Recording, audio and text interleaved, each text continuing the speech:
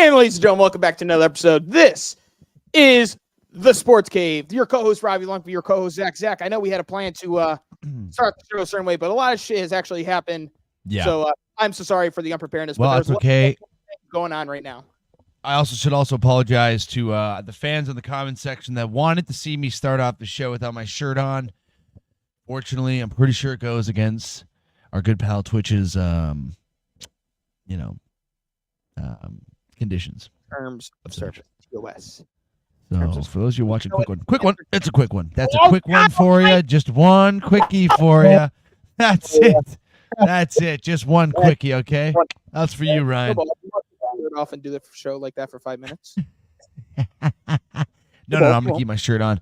My body's not really looking the way it should be right now. Plus, I'm sending out a tweet right now to see if we can get ourselves a couple more viewers in here, Robbie, because for those of you that are in here right now, we know how much you guys like NFL and football talk, and we've kind of been deprived of it. Ryan, you bastard. We've kind of been deprived of it. But today, folks, rest assured, we actually have probably a football-heavy episode for you here. Oh, my God, we got a subscription and some biddies to start off this episode. This is fantastic. Actually, you know what? Whoever's here listening, maybe you guys can help me out. What other sports-related podcast hashtags should I include in this tweet or this X, whatever you're going to call it, to get some more motherfuckers in here right now? Throw it in the comment section. It's 6:32 now. I will put this tweet out at 6:35. 3 minutes here, folks, to get this one in. But in the meantime, Robbie, what's going on, sister? What's going on? Well, Zachary, it was a very adventurous week, and now it's a very adventurous Monday. A lot of shit's going on right now. I'll tell you what, Zach. So I got a story for you while we try to let the viewers try to progress here. So on Saturday, we were celebrating Mr. Michael Bose, shout out Bose, his stag for his upcoming wedding with the future Mrs. Colleen Bose. Bam, bam. And, after the stag was done, there's this bar across the street.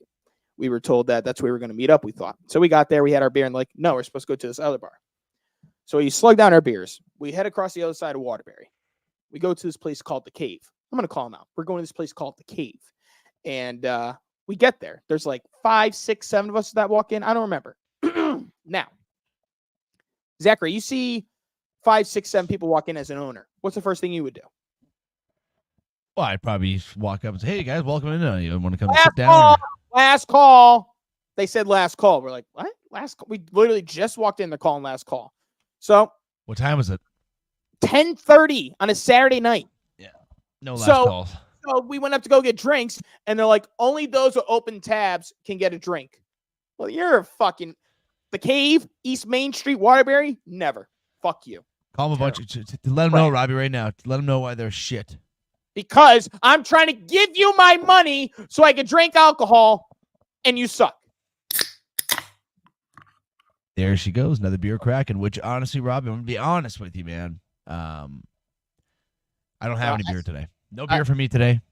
I am debating.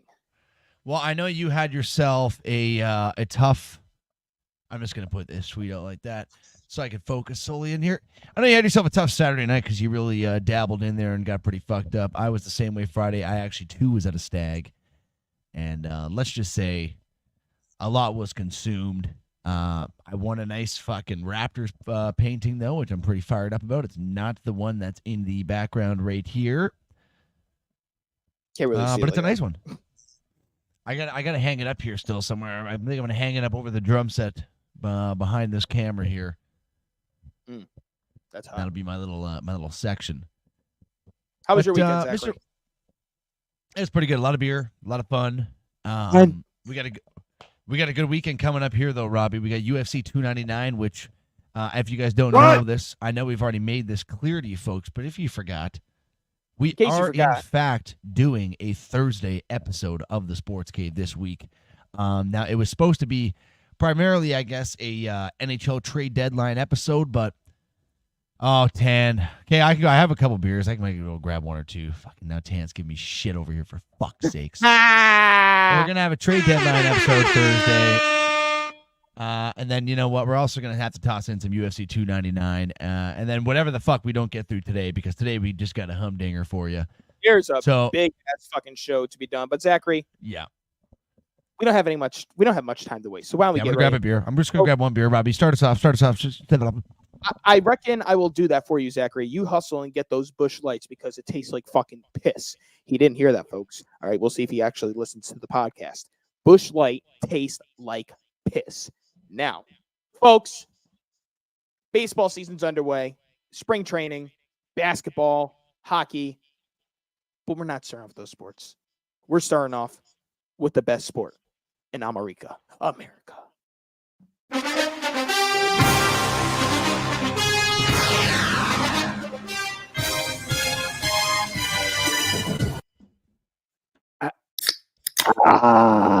And that is the crack of a beer, ladies and gentlemen. Football talk is back. We have a lot of football to break down. Many different directions we can go. Zachary, I'll take the start here. We're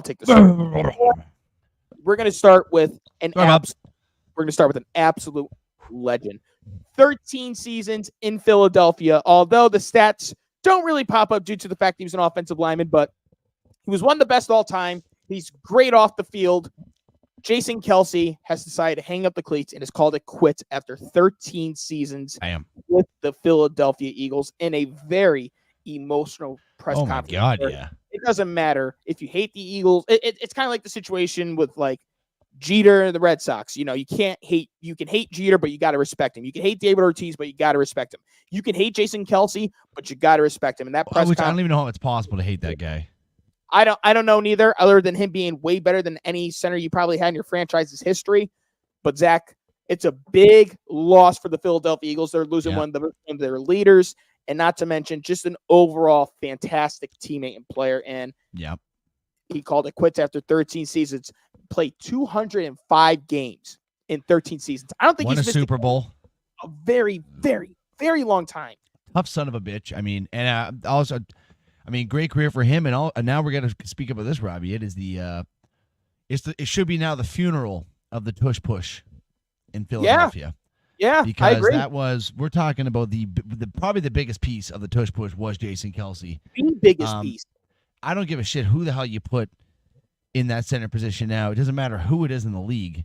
You're not going to have Jason Kelce back there. You're not going to have anyone on that pedigree. No matter even at the age he's at now, he was still showing it this year.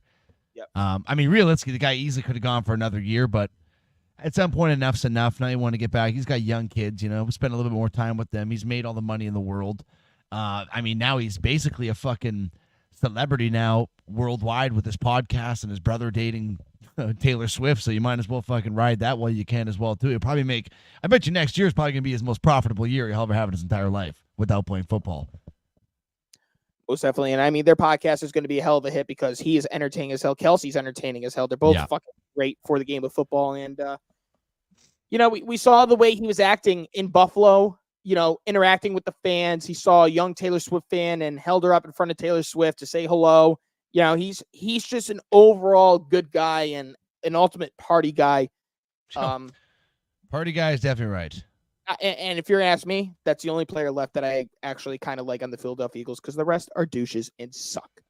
Oh, my gosh. Well, that is. Now, since we're on the topic of the Eagles, I guess we'll get back to Kelce. I got to ask you this. Did you see the thing about Big Dom, the security guard? I can't say I did, to be honest with you. Oh. Big Dom. Yeah, he was the security guard that got suspended the rest of the regular season because there was like a scuffle and he got in the way and he's not supposed to. I can't say I did see about this, no. So the purpose of Big Dom, in case you Twitter folks remember this, he was a big part of the Eagles' like culture and everyone loved him, blah, blah, blah. His job title was specifically to calm down Nick Sirianni because Nick Sirianni could be a big douchebag. And his job was to calm him down to make sure he doesn't lose control of the locker room. And a lot of people are speculating that the reason they fell off the way they did is because Big Dom was near the control of Nick Sirianni's temper. Well, the only time I ever saw anything, Zach, where it's like any control of the head coach, it was a viral video, and it's fucking hilarious, of Sean McVay uncontrollably walking into areas where he's not supposed to, so they would have a guy trailing him. I've seen that coach, yeah. He just grabs him. Basically trying to keep him off the fucking field, too, at the same time. at the same time, dry humping it in a way too. You pull him too much, he's going to. Anyways, moral of the story here, Zachary. Maybe with what we saw towards the end with the Eagles collapse like that, maybe Kelsey's like, you know what? I've already won a Super Bowl. I've done what I need to do, and I don't want to be a part of that shit show again. Yeah, you know what? I mean, I think we can probably both agree it's a Hall of Fame career for Mr. Jason Kelsey. So yeah, maybe he's also looking at a guy like a Russell Wilson. He goes, I don't want to play myself possibly out of a Hall of Fame career. Not to say that Russell Wilson has been doing that, because he actually said like a pure fucking Southerner there. Not to say that Russell Wilson has been doing that, but we can agree his first couple stints with the Broncos per se was really nothing to fucking bat a couple eyes at. It wasn't very good, wasn't very bad. It wasn't what we expected Russell Wilson to be. So maybe he's going, you know what? My game's really not declining that much. I really don't want to play until I can't fucking play anymore. I'm healthy now. Might as well retire. Like you said, he's already won everything he can win. Well, if anybody collaborate about Jason Kelsey, it's the man that we haven't seen in a very long time due to the fact that basketball season, hockey is underway, including the MLS. Yes. Trevor, welcome back, our friend. Hello, welcome. Trevor. How are you, buddy? Yeah, I mean, if anybody knows anything more about Jason Kelsey, both of us combined, it's Trevor, being the Eagles fan that he is. And I'm sure it's a unfortunate loss in Eagles Nation. I'm free. You need me to join. Shall we bring on Trevor? I mean, we can slap him on for sure. Trevor, you got to resend me your email, bud, and I'll gladly. We definitely could use some Philadelphia Eagles. It'd be nice to have a viewership of a Philadelphia Eagles fan on this one as well, too. Yeah, no, and someone that's knowledgeable as well, and someone that knows too many crazy facts that the average sports fan like I mean, I may be a little more advanced, but if I'm advanced and Trevor's like fucking Albert Einstein of like random sport fucking players, Trevor, send me your email on Snap, bro. Here we go. Snappy, right, baby. So the Jason Kelsey era is officially done. I'm adding Trevor here as we currently speak. Zachary, take it away from here. Okay, well, you know what? While we're waiting for Trevor to come on, we will talk about a couple releases that happened in the NFL here. I just mentioned earlier Russell Wilson officially released today by the Denver Broncos. I guess not really a surprising move if you kind of see what transpired last season.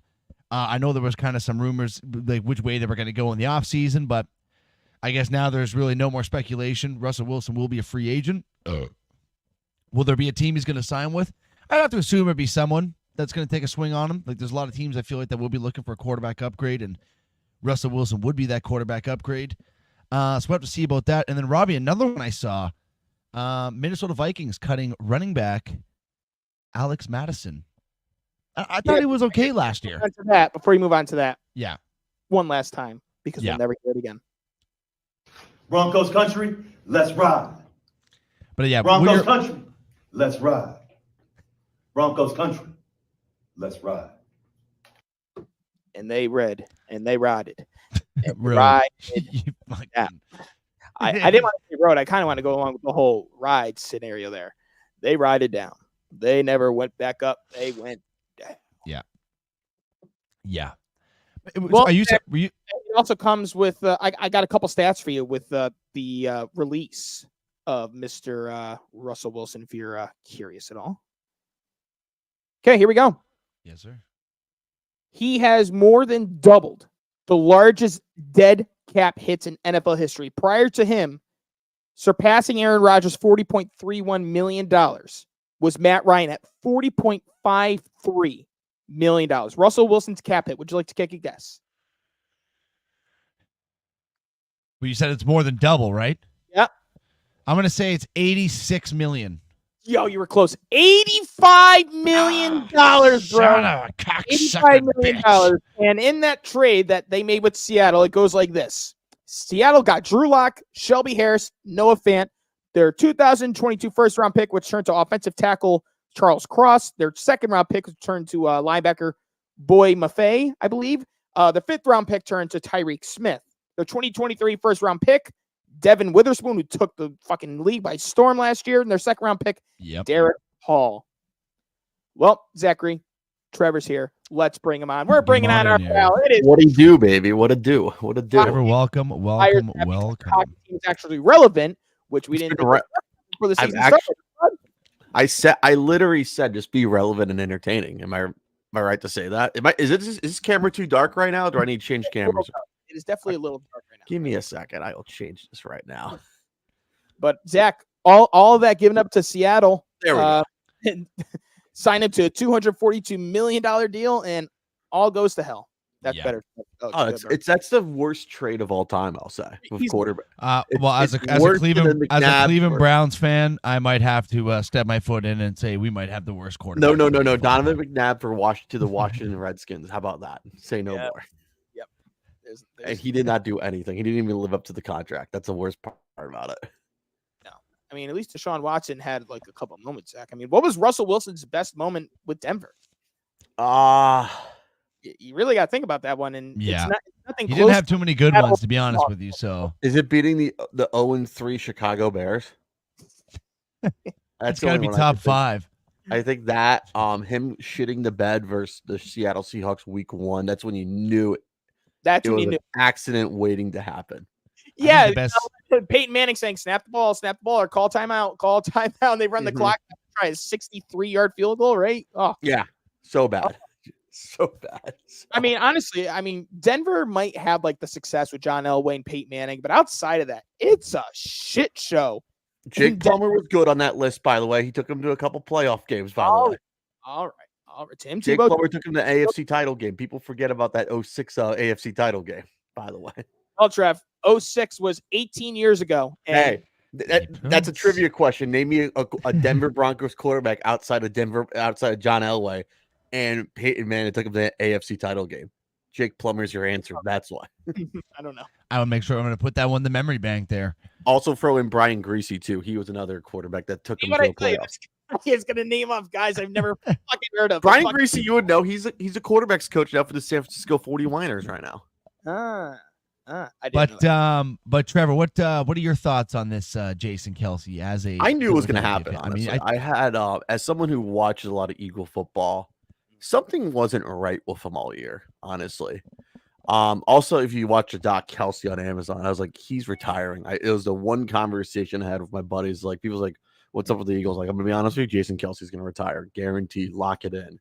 Yep. Lo and behold, I was right anyway. So, it sucks. It's sad. I don't know what's going to happen, honestly.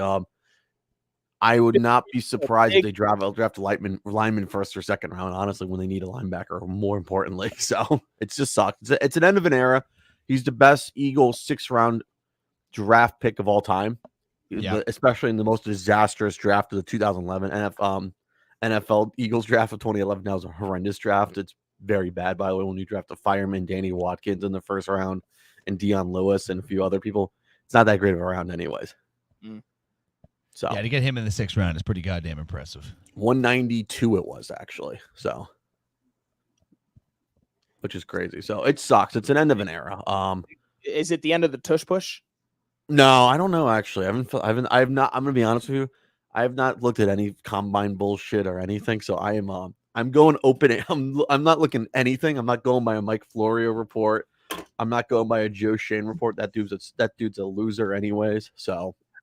He's the biggest turd who hates the tush push anyway. So feel free to say if you want to say that he's a fucking loser. You could say he's. I've said it. I've said it like, dude, just please go back. Like we'll break. I'll buy you lunch and I'll explain to you why it's a football play. He's not taking up on my offer, so he's a loser. That's what I go. He's a nitwit and a loser.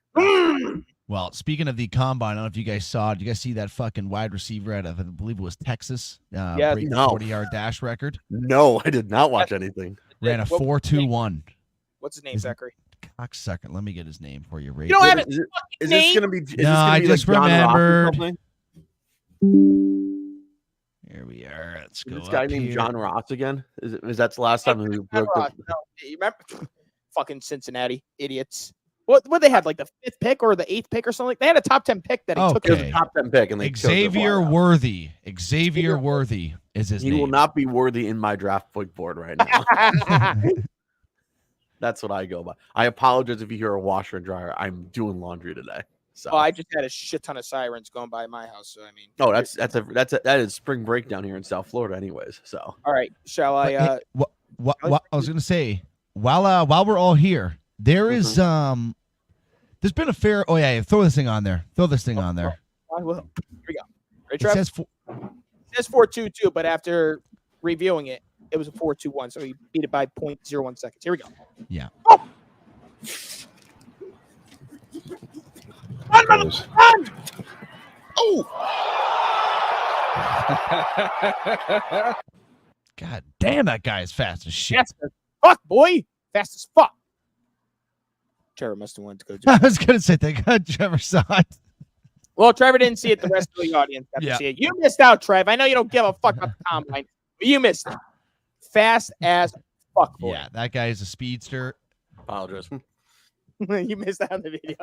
What did I miss, anyways? Oh, you see, the guy did it so fast. You want to see him do it again? No, I'm good. He just did. I'm tired of the.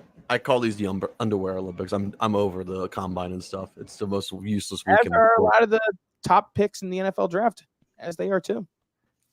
Do we trust any of these quarterbacks? Honestly, I mean, just how much everyone's talking about. Obviously, the number one, the God angel sent Caleb Williams, the greatest quarterback prospect of all time.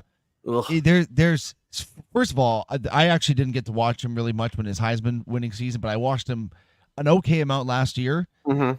And it really seemed like anytime he faced a team that was actually somewhat decent, he was, I don't want to say non-existent, but like just nowhere near as good or as much of a game changer or a game overtaker that I was expected to be seeing.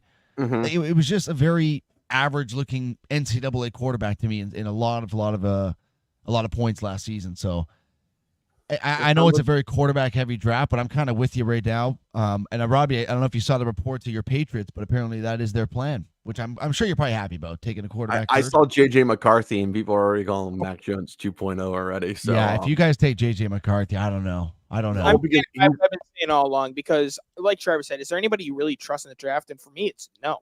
So for me, I would say this: if you're Trevor. a team, you probably would like to go after Kirk Cousins if he's available. Because I'm gonna say this: he's not going to the Minnesota Vikings. I'm gonna guarantee you right now. Bo Nix sounds like a Vikings QB. He looks like a Vikings QB. He's going to be the Vikings QB in this year's draft. Guarantee. I'm going to say that right now. He looks like one too. People say he may look like a Jet. No, he looks like a Minnesota Viking. Guarantee on that one. He does have a very Viking-esque look to him, you know? No, I was going by. He looks like he crumbles in big moments, just like any Minnesota Vikings QB. Anyways, that's what I was going by. Wow, shots fucking fired by Trevor. God damn. Let's sound. Oh, we're soundboard now. Jesus, did you get? We do. What else do you have? We made a couple upgrades here. Yeah, so I've seen Bob saying Kirk Cousins to Atlanta is the rumor in the comments here. I've also, I don't know what I was seeing on Twitter the other day, but apparently Kirk Cousins' odds have skyrocketed to join San Francisco possibly as a quarterback for them. So I've also been seeing odds from like 2017 offseason before. Apparently it went up. Remember that? From what I was seeing, it went up in like a week from plus 1,400 to plus 400. However, that was like a week ago now, so I don't know really what those odds are at this point. Mm-hmm. But I do kind of agree with you. I don't really know about Kirk Cousins in Minnesota anymore. I've also been hearing Justin Fields is another rumor that possibly could go to Atlanta. There's so many quarterback rumors that I'm hearing. I just saw something that they said that like Justin Fields. There's no chance he goes to Minnesota. I saw something like that on Twitter there too. Like, yeah, it looks like Minnesota's in. It's going to cost so you exactly. It's like I don't really know what to fucking believe anymore. Yeah, exactly. I mean, the It's like- quarterback market is absolutely insane between the free agents, between the draft. Zach, you asked a question about the Patriots. I'm telling you what I want them to do. Do you want Jaden Daniels? That's my question. I think that's the best. That's the one quarterback I would trust, honestly, and I think he could be actually entertaining for the Patriots. Or do you want to trade down? You ready for this? Oh, here we go. Jesus Christ. Baker Mayfield? Give Mac Jones one more year and be Marvin Harrison Jr. Do it. Jr. is going to be a fucking Robbie. Robbie. Honestly, man, you don't look that stupid, Robbie, but you are just one dumbass fucking. Wait. Did I ever say Mac Jones is good? No. No, but then why do you want to give him another chance? You fucking... Shut the fuck up. Because if Marvin Harrison balls out, they're like, maybe New England's attractive because I can throw it to that guy who catches balls in triple coverage from a dog shit quarterback like Mac Jones. I'm twice the quarterback he is, and we make a fucking run. I have no hope. I don't know what it's like to fucking lose. I haven't been a Browns fan. I haven't been an Eagles fan before Carson Wentz and after Michael Vick. I don't know what this is like. Well, let me tell you. Let me tell you what it's like, sir. Mac Jones is not going to be a winner for you. I hate to tell you right now, Robbie. I don't know what kind of sample size. I don't know what kind of sample size you've seen from him, where you have any sort of hope or belief that this guy is going to be. God, I'm about to call up the sports hub right now. It's all like, I need to get this. You need to check this guy's head, honestly. Yeah, like this is fucking. Where's Big Jim Murray at? Oh my! To knock some sense in you from Boston. Oh, holy crap! What are you? Wow, Mac Jones out of all people. Really? You want another? You want another year? Marvin Harrison. That's all I want. I want Marvin Harrison. I don't trust any of these quarterbacks. Then, you know what? Why would you not maybe, if you got maybe take Marvin Harrison with your third overall pick, and then hope to God maybe Michael Penix or something falls to you in the second round? There's going to be other quarterbacks available. Go to the Raiders, guarantee. He's going to go to the Raiders. Michael Penix. They need a quarterback too. If you, I'm going to say this: Michael Penix looks like is going to be your Raiders QB. Don't worry about that. Well, then, Robbie, you might be shit out of luck. But I mean, if you think you're riding into next fucking season with Mac Jones, no matter even if you put the greatest wide receiver core in the league as you assemble that, we have $100 million in cap space. We will overpay for quarterback if we have to. So Kirk Cousins is the answer. They freed up $13 million. They have over $100 million in cap to work with, which surpassing the Commanders with the highest cap. Google Patriots QB rumors. I expected better out of you. I would have gone with the quarterback. I'm stuck because I don't think Drake May is the answer. I don't know. No. Do not trust me. I don't know if Bo Nix is the answer. I don't know. JJ McCarthy's the answer. What about Jacoby Brissett, Robbie? Have you heard about him being linked to your team? A second stint with Jacoby Brissett. I bet you forgot that he was a Patriot. I remember he tore up the Houston Texans on that Thursday Night Football game. Yeah, running the. I bet the Patriots that day. Anyways, that's the funnier part. Dude, it's either fucking shit or shitter. Jacoby Brissett or Joe fucking Flacco. Yeah, this is what the Bleacher Report is saying. NFL rumors: Patriots really want to draft QB focused on Drake May, Jaden Daniels.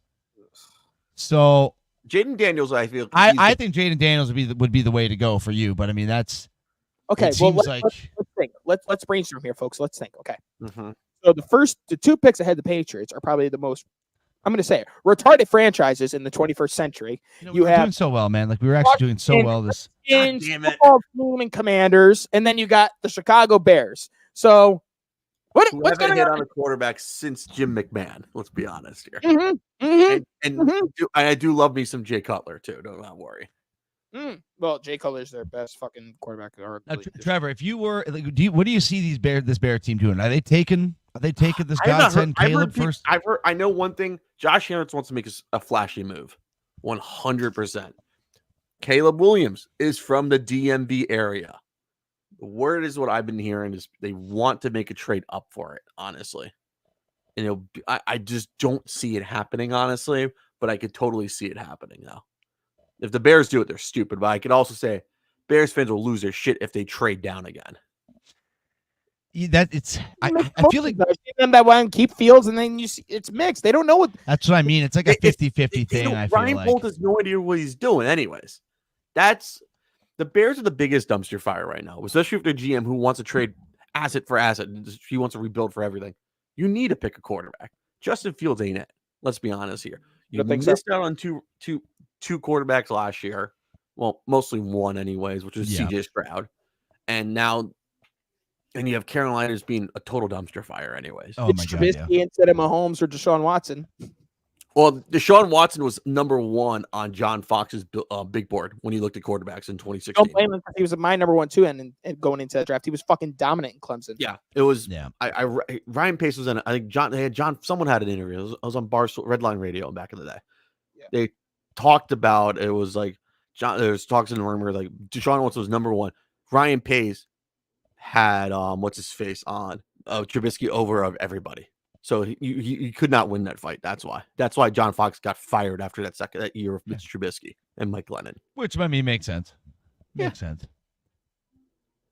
There is another rumor though that I would like to discuss with you Mhm. gentlemen here that I've been hearing, and that is our. I got a good little time that pal- I gotta go. I'm gonna go watch the Flyer game anyway. Yep, no problem. So you know what? I'll then drop soon anyway. So I will ask you this, and then if Go. you want, we can send you on your way after. Saquon Barkley.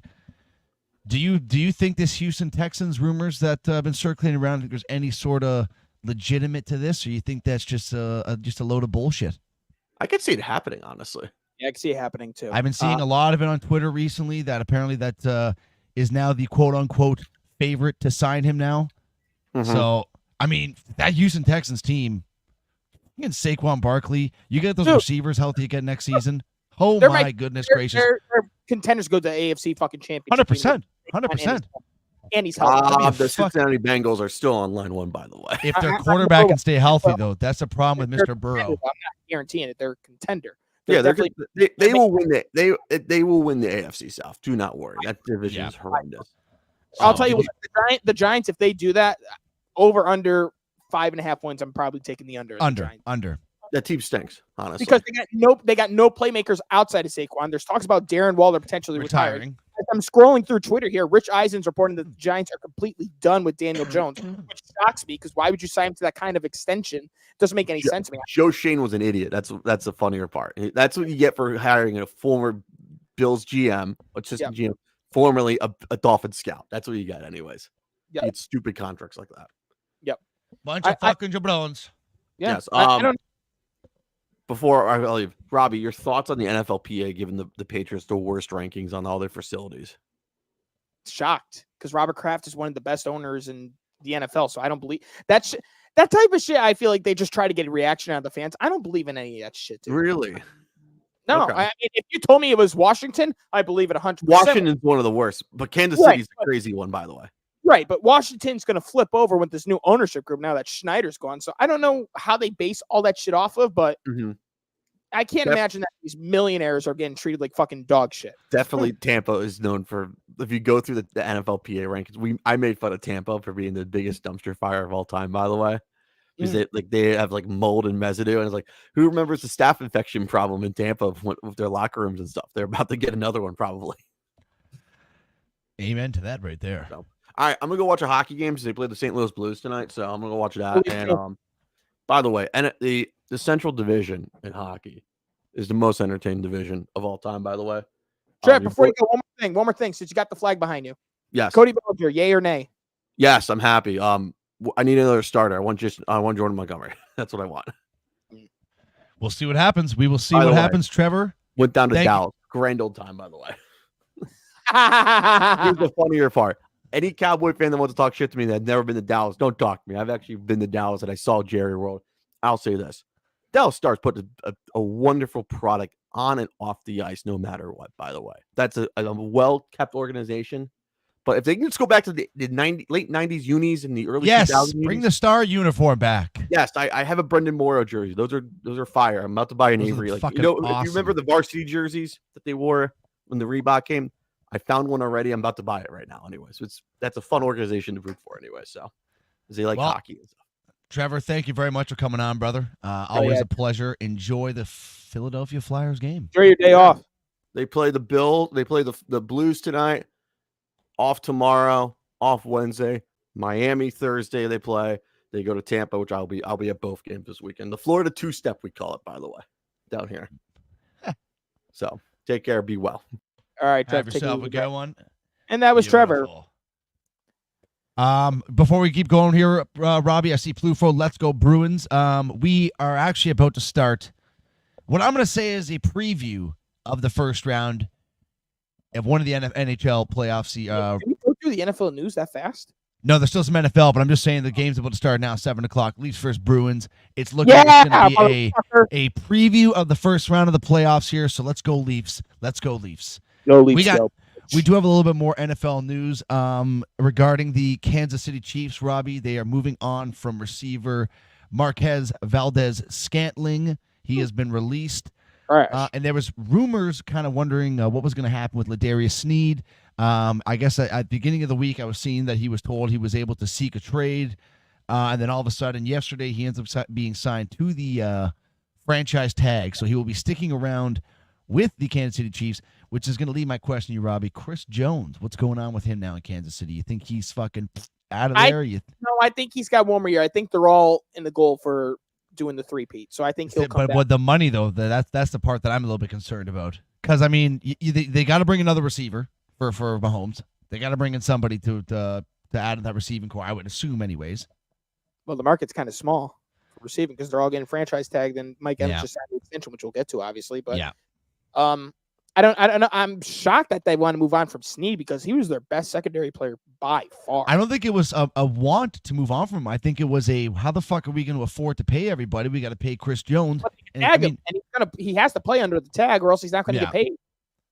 But then it's like you got him. I understand that's why they did it. They made the right decision at the end of the day. But it's the exact same reason why the Bengals franchise tagged T. Higgins, right? It's a money move and it's a way to secure a fucking very valuable asset. Right. Well, I mean, there's always going to be a tough go in Kansas City because of the Mahomes now. It's a lot of money back then, but now when you got all these other quarterbacks signing these extensions like Herbert and Burrow and Lamar, he's the market's been set. Right. So, it's going to be tough times in Kansas City, but I'm going to tell you this. I think it'd be a big mistake if they didn't bring back Chris Jones because he made so many playmaking plays in that postseason when Brock Purdy had people wide open, but he didn't have time to read it because Chris Jones is right there in his fucking face. Yeah. So, I mean, they got to do whatever they can to bring this guy back. Maybe he won't be as dynamic as he normally is in the regular season, but come playoff time, let's go. He's like a Jimmy Butler, you know? Yeah. Yeah. Just shows up in fucking prime MVP form every goddamn big chance. That's it. But Robbie, you did mention Mr. Mike Evans. He was one of the bigger names on the wide receiver list for the free agents this year. He is staying put in Tampa Bay, 2-year, $52 million extension, $26 million annual. Pretty big contract, Robbie, I must say. But I mean, the guy, what is it, like 10 or 11 straight seasons now of 1,000 plus receiving yards? Ever since he's been in the NFL. And he's had James Winston as quarterback. Yeah. Baker Mayfield. I mean, no offense to Baker, but Tom Brady's the only relevant, like really, really good quarterback he's had in his career. And he was doing all that shit with Jameis Winston and Baker Mayfield. Kudos to him. Yeah, I mean, the guy deserves every penny there. Are you surprised by his move to stay put? I mean, I guess he's already won a Super Bowl, right? I mean, now it's probably just a matter of he's comfortable there with the setting. He's already a big name.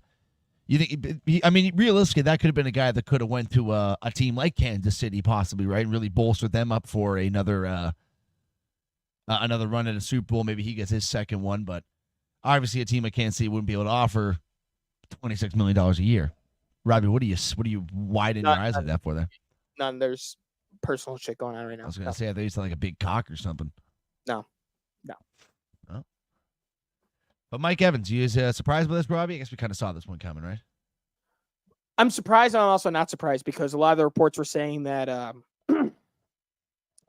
he was going to wait to see what Baker Mayfield was going to do before he made any sort of decision with the Buccaneers. But I mean, I believe he was asking for 20 or 25 million, and they surpassed it by $1 million with 26 million. I think 35 million of it is guaranteed. Yeah. But I mean, this guy definitely deserves the money for it. He is their best receiver in franchise history by far. He's there ain't going to be another Mike Evans in Tampa Bay for a long, long time, I'd imagine. Yeah, I mean, the guy, he proves it. 1,000 receiving yards with Brady, while also sharing the ball with Chris Godwin, Rob Gronkowski, and Antonio Brown. That's impressive as fuck. Yeah. I mean, worth every penny, in my opinion. And you did mention the name Baker Mayfield, Robbie. Reports are coming out today that obviously Tampa Bay would like to have Baker back, but Baker's very reluctant to give out a hometown discount. And honestly, I really don't blame him whatsoever because I think he's kind of at the point in his career now where you got to maximize as much money as you possibly can because this, if we're going to be honest, Robbie, this probably is going to be Baker Mayfield's only big ticket he's going to sign. Mm-hmm. So you look at a guy like Daniel Jones making 45, whatever the fuck he's making, $1 million a year, and 40. I mean, Daniel Jones making 40 a year. 40 a year. So Baker is a team player. I think Baker will probably do the 30 to 35 million. I'm sure he made a shit ton of money from those Progressive commercials. We're gonna be honest, bro.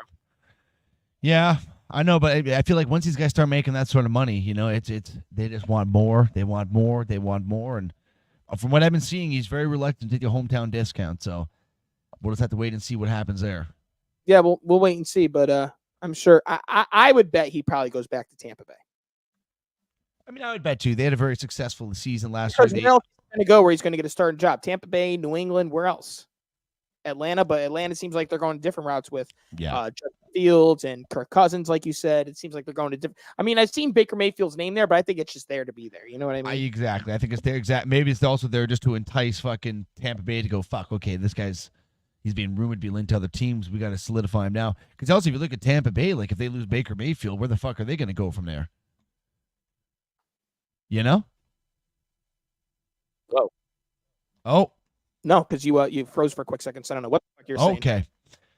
I said, and also, if you look at like, if you're in Tampa Bay's position, like if you lose Baker Mayfield, like where do you go from there? Oh, nice save, Wall. I don't know. Maybe they try to go for Justin Fields or Kirk Cousins. Who knows? But I think at the end of the day, it's going to be Baker Mayfield. This is going to be a very exciting quarterback free agency, Robbie, and I'm excited to see what all the movement's going to go. But Robbie, honest to God, I think that might be all the NFL news. Nope, we got two more things to talk about. Two more things. Number one,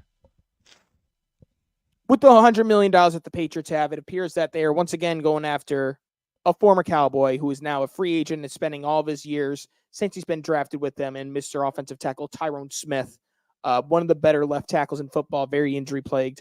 It seems like they're pursuing him. So if you ask me how I feel about that, Zachary, just great. Another fucking Cowboy for the Patriots to try to take that at the end of his career. Fantastic. Another injury-prone cowgirl.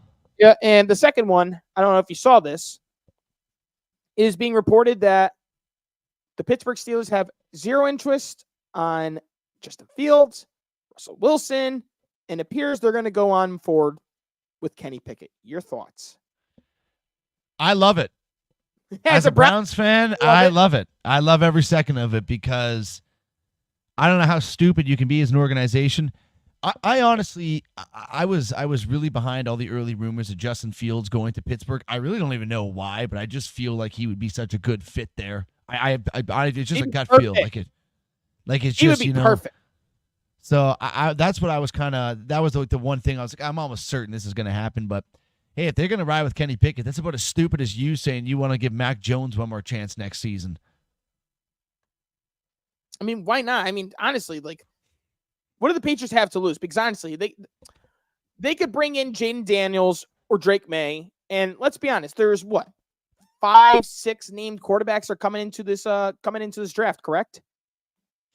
I'd probably say about that, yeah. Okay, and I'll ask you this: are any of them going to be better than any of those quarterbacks in the AFC? Let's go through the AFC quarterbacks, honestly. Patrick Mahomes, probably not. Joe Burrow, probably not. Josh Allen, probably not. Lamar Jackson, probably not. Probably not. How many more years we have of Aaron Rodgers? But you also never know because you've never seen any of them fucking throw a football in an NFL setting, right? You can get a guy like Caleb Williams who, I mean, obviously it's very hard to do. He could be better than Patrick Mahomes. He could be better than fucking Josh Allen. We don't know. What's their peak? Trevor Lawrence? Trevor Lawrence is like the mid tier for AFC quarterbacks. I don't know. I'm just saying, but Mac Jones is just not the answer. And Plouffe, if you're still here, Plouffe, you can agree with me on this one.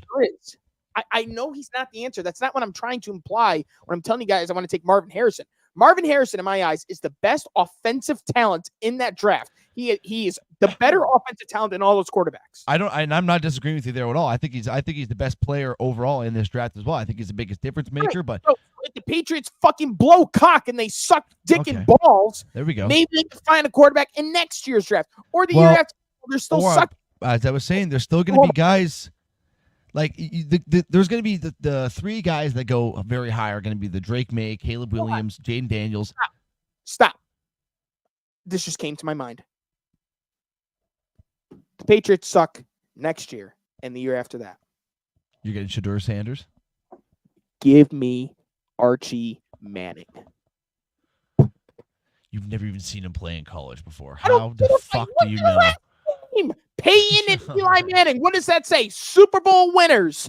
Well, and he's also not even from Peyton or Eli Manning's balls. He's from the fucking bastard brother who never played any football's balls. You watch your fucking tone. I'm just telling you the truth. Eli Manning! But be good too. That's my thought on Kenny Pickett, Robbie. That's my thought on Kenny Pickett. Well, yeah, we didn't spend too much time about Kenny Pickett. We went around Kenny Pickett because Kenny Pickett sucks fucking ass. I mean, Kenny Pickett or Mac Jones, who's better? It's Pretty close. Kenny Pickett, probably. Bullshit!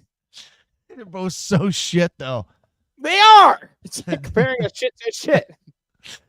Oh, but Mr. Robert, I think that wraps up our football talk for the day, my friend. Who would ever thought in this offseason we would spend 50 minutes? 40, yeah, on football. That's what it's all about. That's beautiful. You're right. 45 minutes. That's beautiful. 45, 50, 50 minutes. Time well spent because NFL is back. Well, at least our free agent news is back. Not the actual NFL, of course. But if you guys have just heard we're talking about, there's going to be a lot of quarterback. I'm going to say quarterback roulette going on this year. So keep your eyes peeled. The Sports Cave. We will be announcing and talking about every single one of those moves, folks. Rob, what do you say we? What do you say we take a little swing into some NBA basketball? They're playing basketball. We love basketball. Well, Robbie, starting off our basketball news, there would be no other way to start this off. The greatest of all time, LeBron James. Shut your fucking mouth. Has elapsed 40,000 points. First player in NBA history to elapse 40,000 points. Robbie, what do you have to say about the greatest of all time getting this amazing feat? I'm a dumbass. Fuck LeBron. Okay, but can you at least say something nice about a man getting 40,000 points for the first time in NBA history? Yeah, sure. If there was a 3-point line, Kareem really worked on his craft, he would have 50. All right. Yes, it's a very impressive feat. And the next conversation you have to have after that is there any player that we could potentially see within the next 20 years surpassing LeBron's 40,000 career points as he continues to go on? Maybe he gets on to 41,000. Who knows? But no, it's an amazing accomplishment. I will say that when you look at a lot of the great scorers in the 80s and the 90s who were at like 28,000 plus career points, like Jordan and Larry Bird, the 3-point line didn't get introduced, I believe, until 87, 88, and the games continue to evolve and evolve and evolve, where the 3-point line was obsolete all the way till about, I say, the mid to late 90s. It definitely gives some sort of advantage, but I'm not going to take that away because it's still impressive to hit a ball from 24 feet away. LeBron's continued to elevate his game. He's found a way to make his game better as he's gone on with age. But sorry, Zach, to me, he can't be the GOAT because... It's like saying that to piss you off, to be honest with you. I know you think it's Jordan. And Jordan, if you're looking at statistics, damn well could be up there. He has 40,000 career points with 10,000 assists and rebounds, and who knows who'll ever pass that.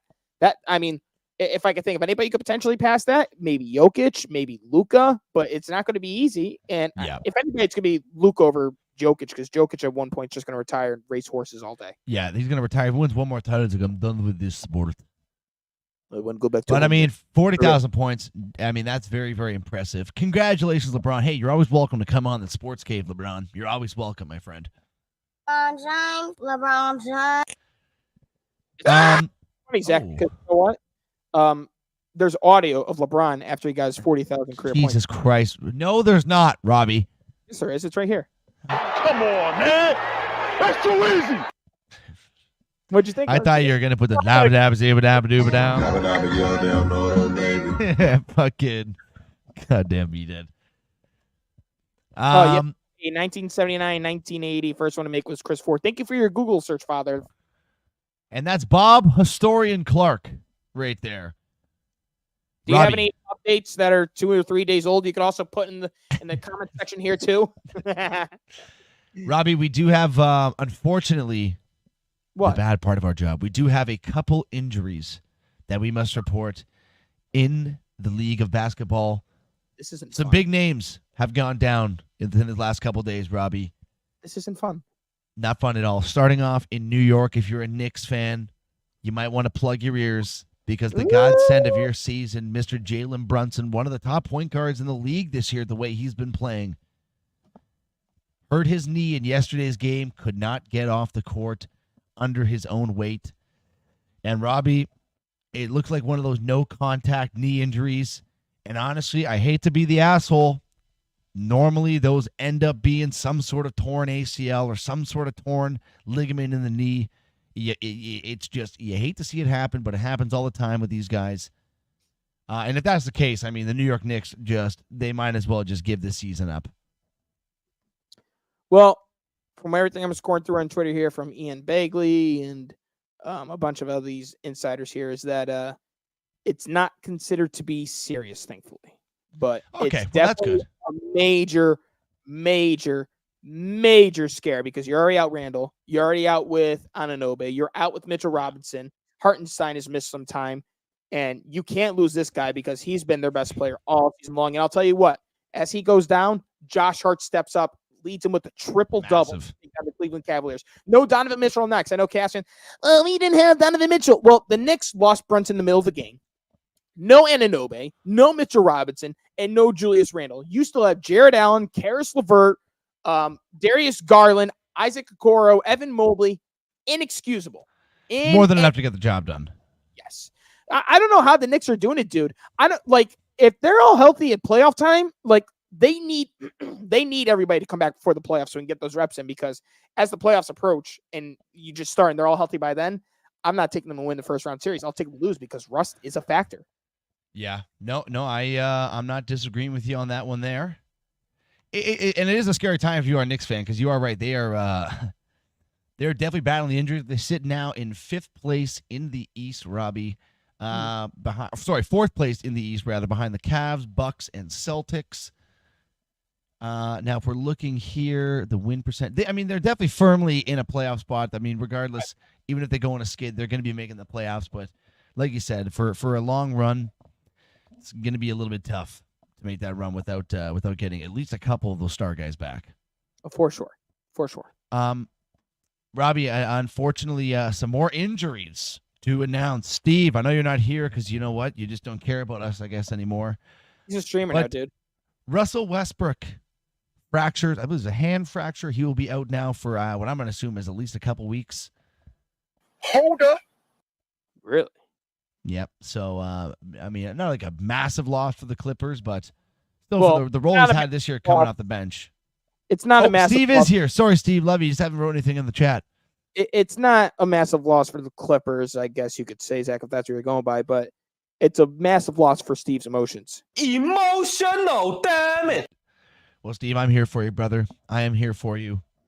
And I saw a thing from Adrian Wojnarowski.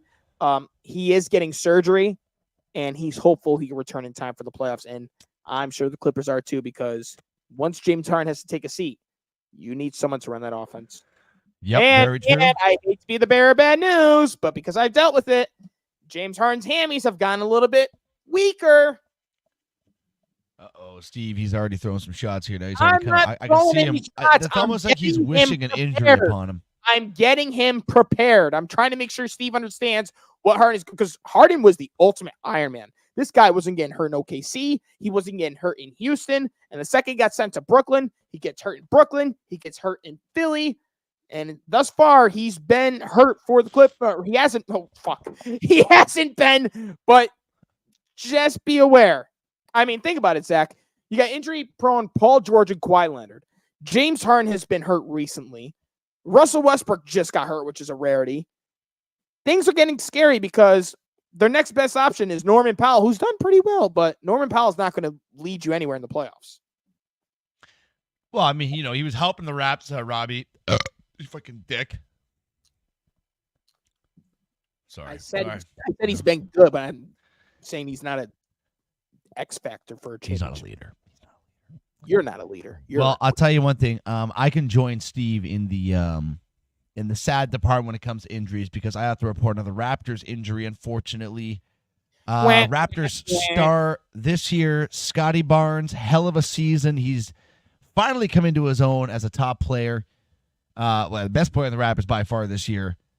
Unfortunately, he also suffered a hand injury. I believe it had something to do with a pinky finger. I believe it was also a fracture, possibly a break. So, I mean, at this point, with the way that the Leafs are going, you might as well keep him out. And Ryan Reeves just blocked a shot. The Leafs are going instead of the Raptors. So, because I was watching the Leafs, Ryan Reeves just blocked a shot, and he is getting off the ice very, very slowly. And Boston scores. Okay. So, the way the season the Raps are going, I mean, if it's going to be a thing where he's going to come back and not be 100%, you might as well just let him sit out.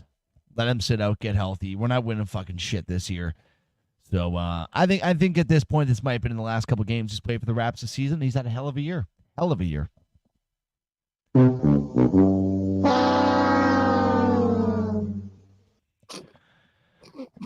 And last but All not right. least. Scotty Barnes. Yeah. Well, I don't know. Is it going to be nice? It's unfortunate because, like you said, I mean, this guy, let's be honest here, Zach. He won the Rookie of the Year award. His sophomore year, he made no sort of progression. He kind of stayed the same, if not digressed a little bit. And he made a massive leap toward the point where the Raptors understood that he could be the guy potentially, moving on from Siakam, moving on from Anunoby, bringing in RJ Barrett in quickly. And we'll see. Maybe RJ Barrett was a number 3 pick, so he's got to fucking figure this shit out. He's got to show that there's a reason why the Knicks believed in me to be a first option. That high of a pick, yeah. I mean, there were talks at Duke between him, Cam Reddish, and Zion. There were talks that RJ Barrett might be better than Zion and Cam Reddish. He's got to start going out and show it. Well, hopefully he can do that in a Raptors uniform. You know who's not showing that he's any sort of importancy? Grady Dick. Hey, he's actually looked pretty goddamn good last couple of weeks. I don't know what the hell you're talking about. Oh, speaking of the Toronto Raptors, did you see that they have an extension? I did not. Who's getting extended? Kelly Olynyk, 2 years, $26.25 million contract extension. I mean, I don't really hate that, to be honest with you. I want Jakob Poeltl the fuck out of this organization as fast as possible. I cannot stand watching that fucking loser play basketball night in, night out. So if that contract means any sort of indication that Poeltl is on his way out, then I'm very pleased with it. But you wanted Poeltl so bad. No, I did not want Poeltl so bad. I thought it was the stupidest trade of all time. We're a shit team. You trade away our first-round pick to get fucking Jakob Poeltl. I thought it was absolutely asinine. Robert? Yes. We have, unfortunately, one more injury to report. Very injury-plagued week in the NBA. This one, another big loss to a team that, honestly, I don't think has lived up to too many of their standards this year in the Western Conference. That's the Phoenix Suns. Devin Booker goes down with an ankle injury. Robbie, I don't know if you have any update on the severity of that ankle injury. Yeah, I'm glad you brought that up because you know what? When I looked at the notes, I didn't see that, and I gave you the reference there. There was so much that happened, Zachary. Yeah, it was. Yeah. All right, so I'm looking up here on Twitter. Sources inform AZ Central, award-winning local news from Arizona and Metro Phoenix. Time range to return from right ankle sprain is 5 to 14 days, with 5 being best case, 14 being worst. X-rays were negative as he got his X-rays done. He had some sort of collision with Royce O'Neal, and Royce O'Neal went down eventually too. But Devin Booker being up for these, and I'll tell you what, this isn't a good time to do it because the West is so fucking close right now. I got the standings open right now, Robbie. Right now, Phoenix, without Devin Booker, sits in 7th place. 1 game, it looks like, behind the Sacramento Kings, or actually the same amount of points, but a couple games in hand on the Sacramento Kings. Just ahead of the Mavericks, the surging Golden State Warriors as of late, and the Los Angeles Lakers. But, Robbie, those 4 teams right there in that play-in position are literally within a couple games of one another. So it is extremely close. Can you really say the Golden State Warriors are surging after they lost by 3? Well, they did get fucked up. I guess I did kind of forget about that one. Can I say something about that? Right on. I don't know where to start, honestly. They were Steph Curry was playing at such an elite level in that playoffs. They were lucky enough to win the NBA World Championship. Seriously, because the second best asset outside Steph Curry, do you remember who it was? Which one are we talking about? The one where they beat the Celtics in the final. Wiggins? Yes, because Klay Thompson was a 4th or 5th because, honestly, if we're going to be honest, it was Curry, Wiggins, Jordan Poole, and you could argue between Draymond and Klay Thompson. And what really I think has screwed this franchise over, it's not Klay. James Wiseman. I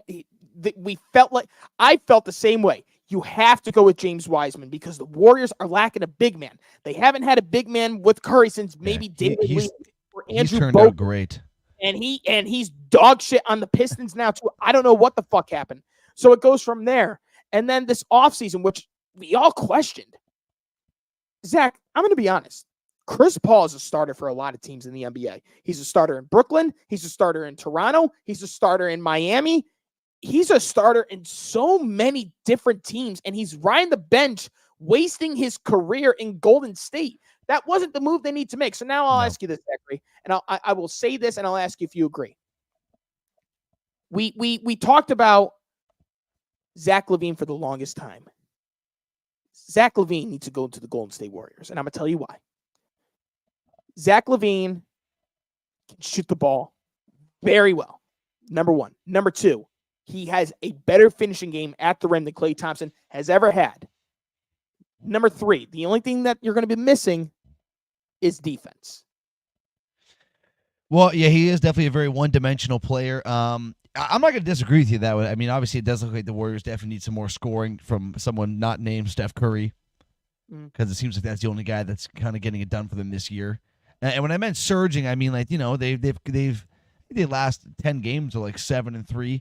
Obviously, surging is a little bit tough to say when they did just get 50-pieced, like you said, by the Boston Celtics. So I don't necessarily disagree with that. I also think maybe you are probably right about Chris Paul. I mean, it's surprising. I mean, if you are them, is it something that you think about maybe making a move on? Is it? I guess at this point he's kind of stuck there now.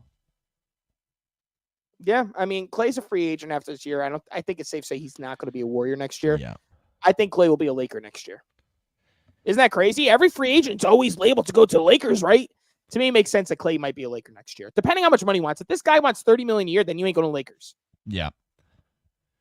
Well, I definitely agree with you there, Robbie. There is one more bit of NBA news that I would like to talk to you about before we move on to some NCAA basketball, Robbie. Mm-hmm. And that is, did you see what Mr. Nurkic did in his game against I City saw Thunder? the stat line. Yeah. So speaking of, I guess we're keeping it with Phoenix here. And Nurkic set a Phoenix Suns record, recorded 31 rebounds, which in is a loss to Oklahoma City. That's insane. I mean, Charles Barkley, Amari Stoudemire, Shaquille O'Neal. That's a lot of big names to get exactly. Very impressive. And Shaq Boston. Shaq, but I mean, this guy was still getting boards all the way out till he went to Cleveland. So I mean, very impressive for Nurkic, and unfortunately comes in a big fat L. Yeah, it's kind of tough to get 31 rebounds and then still lose the game. I'd be going to that room just going, what the fuck are we doing? And that was towards the Leafs because it's now 2-0 Boston. But, Robbie, I don't know if you have anything else you want to point out with the NBA, but I believe that's all I got written down here for us for news. I can see your gears grinding over there. I'm trying to think. Let me go through the standings really quick because there was something I was thinking about at work today. Give me a second here. By the way, I also totally did not get my power rankings ready, Robbie. So Thursday, we'll do those? Thursday, we'll do that. Okay, Thursday power rankings episode, folks. We're going to have a good episode on Thursday, too, actually, this week. I got two thoughts. Number one, I'm going to keep it with the Brooklyn Nets really quick. There we go. I was really upset with where they're at right now. I have every right to be because two things. Sorry, I'm also getting the messages about shit that's happening outside here. Yeah. The Nets are sitting at 24-36. In the trade that they made with James Harden, they don't control the destiny of their first-round pick because they could swap with Houston. So looking at where we're at right now, we're 24-36. The Rockets are 26-34. If the Nets don't make the play-in, whatever. But keep it close with Houston. So it's not like there's a drastic change in draft position, because if the Nets end up with the 12th and the Rockets end up with the 10th, then the Rockets are going to keep their 10th, the Nets will get their 12th. Keep it close with them. Don't make it so drastic where it's like you have the 11th and the Rockets go on a run and it's like they have the 17th. You know what I mean? Try to keep it as close as you can. That's number one. Number two, this isn't a hot topic whatsoever, and there's no need for it to be. Can I talk about how disappointed I am in the Charlotte Hornets? LaMelo Ball, 15-46. Yeah, LaMelo Ball's barely played this year. They've been dealing with injuries all year. They need to move on from him. They need to move on. They got to start over. If you're going to, I've never understood these fucking teams in the NBA that draft similar players on the same team. Brandon Miller and LaMelo Ball. I said LeVar. LaMelo Ball and Brandon Miller are very much similar. The difference is we've seen what LaMelo could do. You're going to get a massive package pause, in return for him. If the Timberwolves can give up juicy 4 or package. 5 first-round picks for Gobert, there's no reason why you can't get that for LaMelo Ball. Time to move on and fail for the next 10, 15, 20 years. That's how they do it. Classic Charlotte Hornets way right there. I don't know if I necessarily agree with that, to be honest with you. Well, then why keep both? Because they're not going to mess. Is Miller a shooting guard? He's a shooting guard, but he needs the ball in his hands at all times, and so does LaMelo. I don't know. I feel like if they could work something out, maybe they could be like a new fucking. And LaMelo's always getting hurt. Well, I mean, that is a problem with LaMelo, is he cannot fucking stay healthy. He's like dependent on it, but. And then you got Miles Bridges, who's beating his wife. You have James Bouknight, who was a lottery pick. That Sorry, I got crazy there. I got crazy. Oh, Jesus. Bro, what do you say we make our little move on to NCAA basketball before I get us in any more trouble? All right, let's get right to it. Let's do it. Well, guys, I think for the first time in the history of the Sportscape, we're about to report women's sports. And okay, here, Caitlin Clark, NCAA women's basketball player, has set the record. Let me actually just pull up so I get her numbers, Robbie. Yeah, you should, bitch. Of course, they just. I also have the updated top 25 for college. Oh, really quick, since we're in, we'll get into it. Never mind. I'm sorry. Go ahead. I'm just trying to see. Okay, so Caitlin Clark is now the all-time leader in NCAA basketball, women's and men's Division I points leader. She has surpassed Pete Maravich, Pistol Pete's 54-year-old record. He was able to amass 3,667 points in 83 games over 3 seasons at LSU. Clark, who unfortunately, I mean, she did need a lot more games to get it done, but still not the point. She was able to get 3,685 points in 130 games. Now standing alone, Robbie, as the number 1 point leader in NCAA Division I basketball history. With plenty more games to come. Plenty more games. And I mean, say what you want. I mean, obviously, she's playing against shittier competition. She's fucking blah, blah. This fucking broad is unreal at basketball. Why are you calling her a broad? Whatever. This beautiful lady is unreal at basketball. Her shooting is incredible. I mean, she's like the fucking female Steph Curry. She's probably, in my opinion, in the WNBA, she's probably going to be the fucking greatest shooter by far whenever she makes her way in there. I know they got the Sabrina Ionescu, and they got a couple other names that are up there, but from what I've seen, not been watching the games, but in the highlights, of course, she looks like a certified baller. She looks like she's going to have a very long and a decorated career as a female professional basketball player. So hats off to you, Caitlin Clark. Congratulations. No doubt. And I know you're not big with NCAA women's basketball, but there's been a lot of spectacular women that have played college basketball, from UConn and all over. Diana Taurasi, Maya Moore, Breanna Stewart, Skylar Diggins out of Notre Dame, Candace Parker, Brittany Griner, Breanna Stewart, Sabrina Ionescu. There have been so many talented and amazing women that have played the sport of basketball. And for a woman to do this, sorry, Zach, I mean, we talk about like the difference between the WNBA and the NBA. I mean, Travis Scott was at the game. Jake from State Farm. Did you see them? Watch. Can we just say how hilarious that is, that they're doing a fucking video. They're walking in with Travis Scott behind. He walks by everyone. The only guy he hails up is Jake from State Farm. Hilarious. I thought that was fucking hysterical. I'm like, how do these guys fucking know each other? Yeah, I mean, Caitlin Clark is a fucking baller. This girl is pulling it from the logo and making it casually. I mean, the WNBA's got to figure this out, because I don't feel like Sabrina Ionescu is being advertised enough. You can't miss out on this opportunity with this girl coming in. Yeah. You cannot do it. You got to find a way to make women's basketball better. However you can do it, okay? Because I get that there's a lot of talented girls playing at WNBA, but it's the ones that we watch that are right at the rim. You hand the ball to them, it's an open layup, and they throw it off the backboard and they don't even touch the rim. Yeah. That's what takes it away from the sport. I recognize that there's a lot of talented women in that sport. I realize that the New York Liberty have two of the arguably best players in the WNBA with Ionescu and Breanna Stewart. I realize that Vegas has gone back-to-back with Kelsey Plum.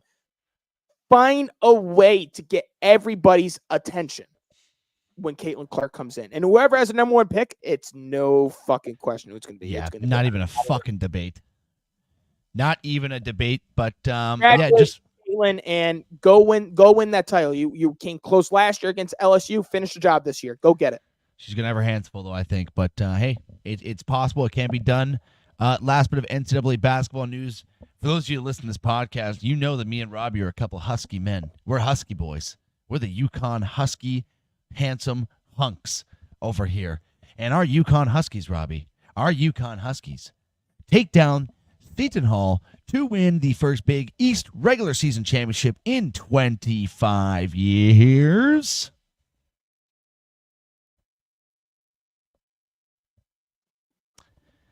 He's just drinking his beer, folks. He's just getting his excitement all gathered. I don't give a shit. I don't care. What do you mean? Come on, 25 years. Pretty good.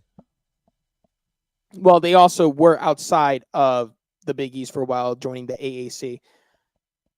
Listen, congratulations. They won the Big East, but there's bigger trophies they got to go out there and win. This is just another step. This is another step like it was last year when they won that tournament out in the West Coast. Congratulations.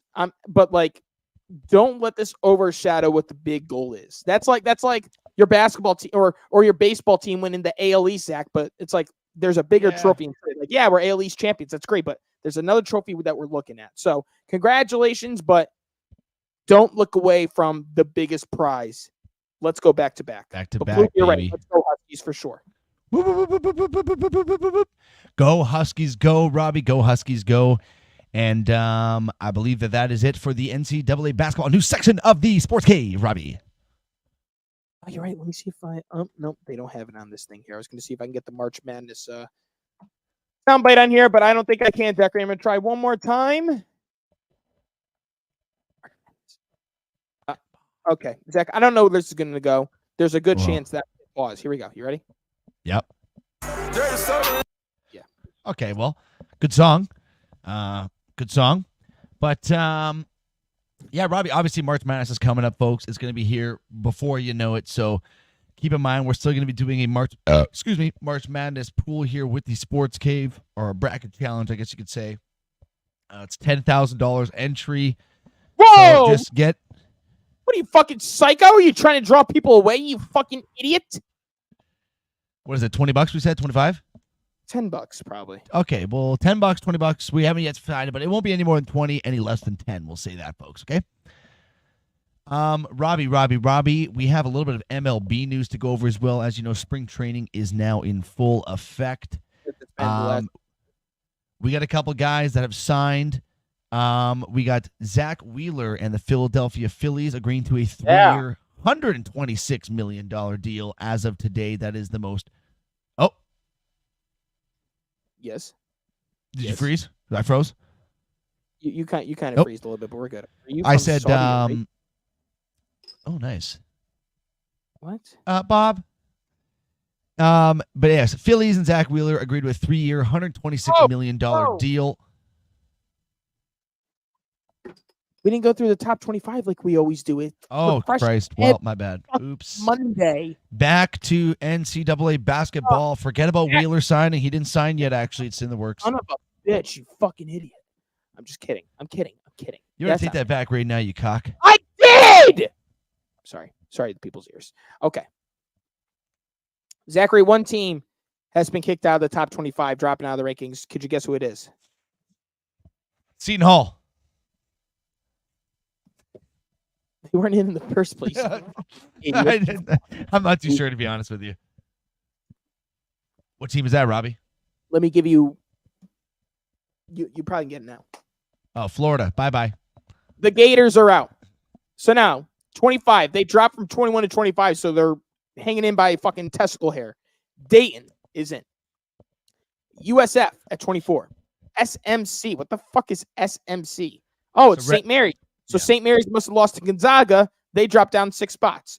Utah State's at 22. San Diego State's at 21. BYU, it says they jump up 6 spots to 20, so they must have been at 26. BYU's at 20. Good math. Gonzaga jumps up to 19. as they were 23. They went up 4 spots. It appears that BYU went up the most, followed by Gonzaga. Washington State's at 18. South Carolina, the game Cox are at 17. Dropping down 2 spots from 14 to 16 is Roll Tide, Alabama. 15, halfway there. Actually, we're not halfway there. I'm a fucking idiot. Kentucky goes up another spot. Out of the top 10 for the first time, I believe, this season, the Kansas Jayhawks dropped down 7 spots from number 7 to number 14. Dropping from 11 to 13 is Auburn University. Mr. Barkley, Charles.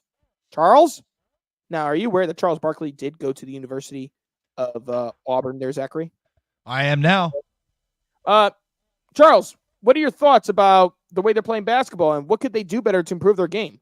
When a guy's banging you, you spin off of him. Good insight, Mr. Barkley. Number 12, Illinois is jumping up a spot. Baylor from 15 to 11. And here we go. The top 10 features as such. Number 10. Number 10, we have the team that took down the UConn Huskies and also took down Marquette. Creighton jumps into the top 10.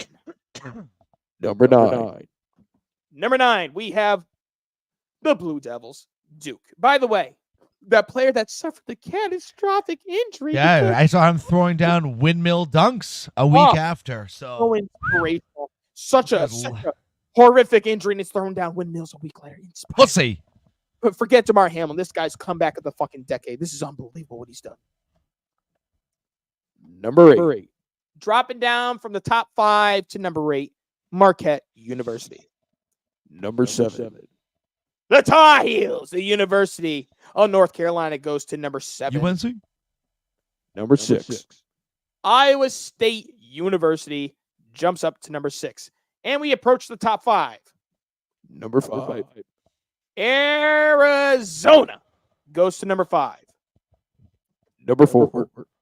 Number 4, we're staying with Tennessee as they stay put. Number 3.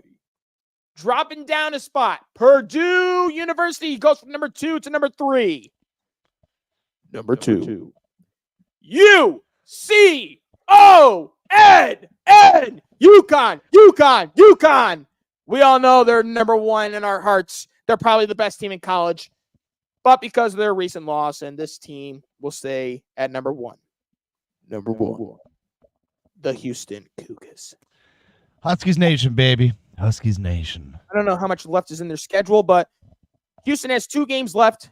UCF on the road, and then they're hosting Kansas, so they could potentially suffer a loss there. And on Wednesday, it's a big game on Wednesday, Zachary. The UConn Huskies, who have lost 19 straight road games against ranked opponents, they go up against Marquette, who got butt-fucked by UConn at the XL Center, beaten by Creighton. They need this win badly. They are going to be hungry as a motherfucker. And then to end off the season, we'll see what ticket prices are going like. Maybe your boy will head over to Rhode Island. Providence hosting the UConn Huskies. Bam, bam. And right there, folks, that is the updated top 25, courtesy of Robert Clark. Starting to begin, folks. We're in March. Okay. We're going to move on here to some MLB, and then if we have some time after that, we'll go through hockey, but there's quite a bit of hockey news as well, too. So we will see where we leave you guys off after this MLB. Zach Wheeler, before I had to bring out the rankings. As I was saying earlier, Zach Wheeler, Philadelphia Phillies agreeing to a 3-year, $126 million deal, Robbie. What are your thoughts on this? I don't want to say it's surprising, you know? Yes, it is. You think it's surprising? He's making more money the next 3 years than Aaron Judge. Yes, it's fucking I guess surprising. it's a lot of money. It is a lot of money. Max Scherzer and Justin Verlander, thanks to Steve Cohen, had changed the market. And guess what? A former Met. Zach Wheeler getting 3 years, $126 million is the highest guaranteed AAV. I believe it's higher than Ohtani somehow, unless it's the highest AAV by a pitcher. There wasn't much specification from what I saw. Zach Wheeler's been elite. Breaking. Kirk Cousins is seriously considering moving his family to Atlanta, which means he's planning to sign with the Falcons, per Mike Florio. Kirk's wife, Julie, grew up in Georgia, and her parents live there. Folks, I'm going to be honest with you. When we come back here on Thursday, we're going to do a lot of hockey, but there's a great chance we're also going to be talking a lot of NFL. Back to Zach Wheeler. I believe he did win the Cy Young during his time in Philly, and it's a hell of a 1-2 count between him and Aaron Nola, who, by the way, they brought back Aaron Nola before like the whole free agency thing got out of hand. He was one of the first ones signed. I believe it's like 7 years, $180 million. Looking like a fantastic contract now. Their front two starters. So yeah. Congratulations, Zach Wheeler. And if you're a Mets fan, turn away because your NL East rivals got the best one out of the three, arguably, between him, Syndergaard, and DeGrom, because he pitches. And I tell you, Zach Wheeler secures his bag, Robbie. One guy that could take a couple of lessons from Mr. Zach Wheeler, Robbie, that is ex-Toronto Blue Jay Matt Chapman. Rumors circulating around. Buddy, this is all you. Rumors circulating around before that the offer from the Toronto Blue Jays for Matt Chapman was upwards of $100 million plus. I'm not exactly too sure about the amount of years on that, but I would have to guess in the 3 to 4 year range. He opts to say no to that deal because he was looking for $150 million plus, because Matt Chapman's that good at baseball, of course, right? So he decides to go to free agency, Robbie, and he signs a, wait for it, 1-year deal with the San Francisco Giants with 2 player options, which if they get taken up, I believe the totality of the deal is worth $54 million, not even, just over half of what the Blue Jays were offering him. And the first year is an $18 million deal. And then, hey, he might even become a free agent after that. All depends on the player options, if they get picked up or not. So, hey, Chapman, great decision-making, buddy. If I were you, I'd be sitting that agent down going, what the fuck did you just do to me, pal? All right? Should have secured the bag when you had a chance. Enjoy your time in San Francisco, home of the gays.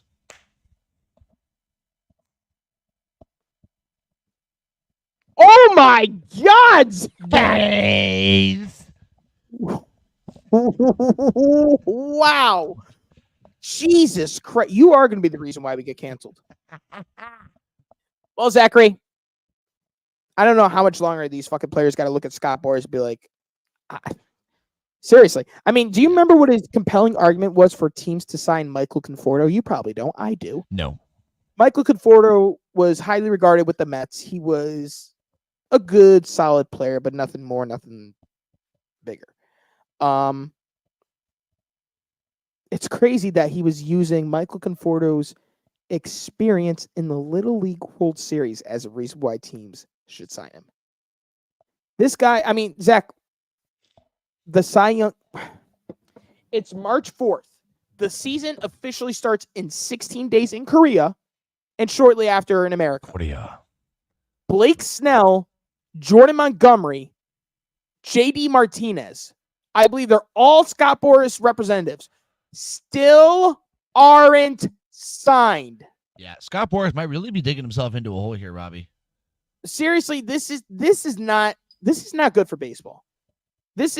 You got to find a way to get this guy out of the sport, because at one point he was the best agent for a reason, because he did get best dollar for all of his players. But now, look what happened with Cody Bellinger. Look what's happening with Matt Chapman is the bigger one, because Cody Bellinger still got $26 million. Matt Chapman could have gotten $20 to $25 million from the Blue Jays. Now he's getting 18 from the Giants. And I'll put it a different way. A really big crime rate going on right now in San Francisco. Yeah. He's a gay. Is it you saying it's a crime to be gay? Is that what you're saying? No. You fucking idiot. No. God, you stupid fucking retard, Zach.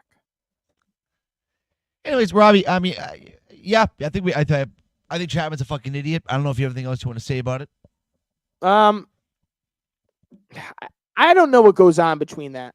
So, was it like he was ready to take the money from the Blue Jays and just stick with it? Or was it Scott Boras saying, no, I got you. We're going to get you more money. We're going to get you more than the $20-25 million that they were offering you.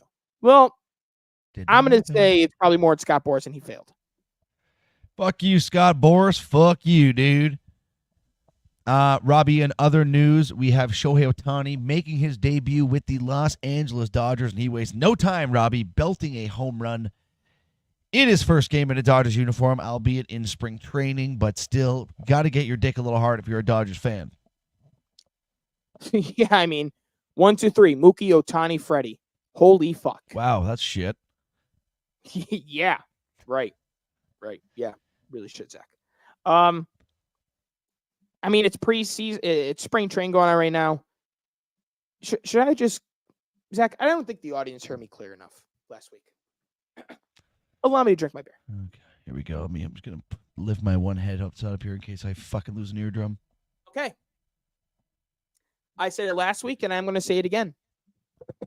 The New York Yankees will win the World Series this year, and I'm going to tell you why. Zach, give me a second, so it's very, very clear. So it's very clear. I have no choice but to believe that. I haven't had this good of a feeling about the Yankees heading into the season, spring training, before opening day, since 2018. The only reason I had those hopes in 2018, they basically ran it back with the same roster that they have from 2017, except they brought in Stanton. The problem is they won 101 games, but they faced the Red Sox, who, by the way, were cheating in the regular season. Cheaters. They faced the Red Sox, and the Red Sox got the best of them. Since then, I haven't felt any sort of confidence about the World Series. ALCS, yes, but they addressed the needs like no tomorrow. When the player got hurt last year, Judge, Rizzo, whoever it was, Stanton, the options after them were fucking, what the fuck was their fucking name? Jake Bowers and Billy McKinney. Now, if an outfielder goes down, you have options. Soto, if he gets hurt, if Judge gets hurt, if Verdugo gets hurt, Stanton can go out to right. You got Everson Pereira, and you got Trent Grisham. And at some point, Dominguez is set to return. In the infield, you have Oswald Peraza, who could play third and short. You have Oswaldo Cabrera, who could play everywhere. I'm so confident that this team can go through anyone in the ALCS, including the Baltimore Orioles. I don't know why, but I need to believe that because Soto's a free agent. Verdugo's a free agent. Mm-hmm. I believe Rizzo's a free agent after year. Gleyber Torres is a free agent. That's why I have to believe this happens. That's why I believe it will happen. And you just jinxed them, so it's not going to happen. It's going to fucking happen. I said it last Monday, and I'll say it again. The New York Yankees will be your 2024 World Series champions. You won't have Joe Buck in the call, so I would say like how Joe Buck would. And the Yankees are back on top for the first time in 2009. 28-time World Series champions. Well, Robbie, you think that's going to happen? I guess none of us know what the future is in store for, but I just don't think it's going to occur. So, if it happens, you got to wear a Yankee jersey and a Yankee hat. Sure. And if the Blue Jays win, you got to do the same thing. Well, however, I will say I don't think that's going to occur because I saw my boy, Alek Manoah. You know, he made his first start. As us Blue Jays fans, we were kind of excited to see what new Slim Manoah was going to do.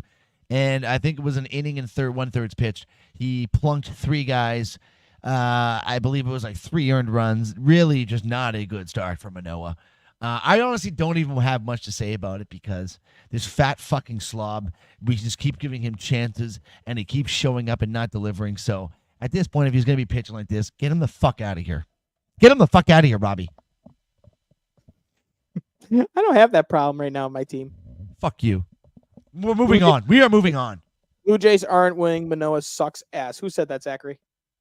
Fucking queerbait dad said it. We are moving on. Hey! You take that back. Sorry, Bob. Queer. What do you mean in the podcast? What's your father doing? Fucking stinging his finger up his ass, looking for fucking dingleberry? He's working. Yeah, working on what? His fucking asshole with his 2 fingers trying to go to... That's it. We're moving on, Robbie. You fucking cum guzzler. Call my father a queer. I stood up for him, you piece of shit. He made fun of me. You deserve it! Josh Donaldson, ex-Blue Jay, ex-New York Yankee, announces retirement from professional baseball. Robbie, I'm sure you're very excited he's not going to be a part of the Yankees organization going into the season, but I have very fond memories of Josh Donaldson. I saw that, Robbie. I'm just going to ignore it. I have very fond memories of Josh Donaldson in a Blue Jays uniform. You know what? Hell of a career for him. MVP with the Jays. I'm happy. I I want to say I'm happy to see him go, but I'm happy I was able to experience him in his prime form in Toronto. Yeah, I mean, I don't hate Josh Donaldson. I really don't. I mean, Yankee fans hate Josh Donaldson. A lot of the Yankee fans. I don't. And I'll tell you what, Zach. This guy got fucking injury bug after 2017. This guy was hurt like hell with Toronto, with Cleveland, Minnesota, Atlanta, the Yankees. If this guy never got hurt, this guy probably finishes over 350 home runs. And I don't know what his batting average looks like, but I'll tell you this. Josh Donaldson at one point in period of time was a top 5 player in baseball.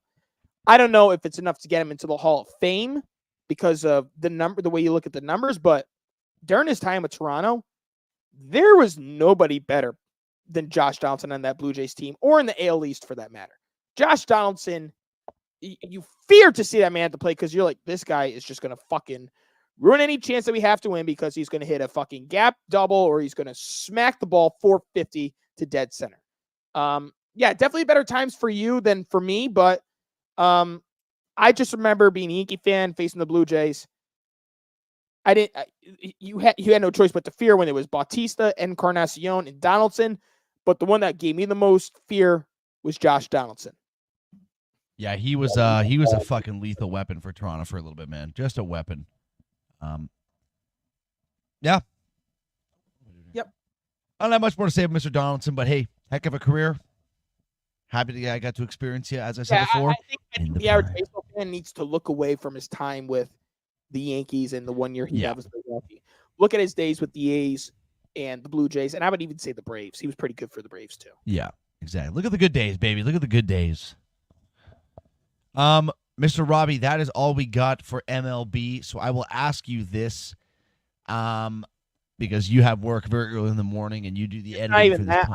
I have to make some phone calls. Yeah. So you know what? We're gonna make Thursday's episode a very hockey-driven episode. Surrounded episode. There's a couple things we got to go over that happened already from this week. We're gonna hold off till Thursday, folks. We're gonna have our power rankings. Yeah. NBA power rankings. We haven't done that in a while. Yeah, we have NHL trades to report. We have some firings to report. So hold on to your fucking phones here, folks. We will see you guys on Thursday. We'll see what happens in the NFL. You got that right. We'll see if Blake Snell signs with the team, if Montgomery signs with the team, if JD Martinez signs with the team. We're going to be on this Thursday live, same time, 6:30. Don't know how long the episode will be, but we will be on live for a special Thursday edition of the Sports Case. So with that being said, folks, I got to get the fuck out of here. Along my co-Zach, I'm Robbie. Zachary, take us out. Ladies and gentlemen, this is another Monday night spectacular of the Sports Cave. Very heavy football episodes. We hope they get you guys all excited. As Robbie said, we will see you for a special Thursday edition of the Sports Cave this Thursday, 6:30 Eastern Standard Time. And with that, folks, only one thing left to say. Stay sexy, Sports Cave.